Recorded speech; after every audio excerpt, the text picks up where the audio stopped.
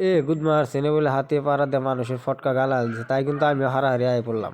আর কিবা করে কি হইলো ফুল ভিডিও দেখলে বুঝতে পারা। হ্যালো গাইস, কিবা আছো? আশা করি ভালো আছো, আমি ভালো আছি। আমি কিন্তু আজকে ব্লগটা স্টার্ট করলাম ডাইরেক্ট সিকিম বাজার গনে। তো সিকিম বাজার গনে একদম দক্ষিণে কাঁচা রাস্তায় নিয়ে আমরা ফেস্টিভ্যাল পাচ্ছে যেহেতু ফাংশন। আর এই জায়গাটা কিন্তু জোরদার একদম রকস্টার ফাংশন হবো রাত্রে, যেহেতু আজকে ফার্স্টের দিন, যেহেতু দ্বিতীয় দিন বেশি মানুষ হবো।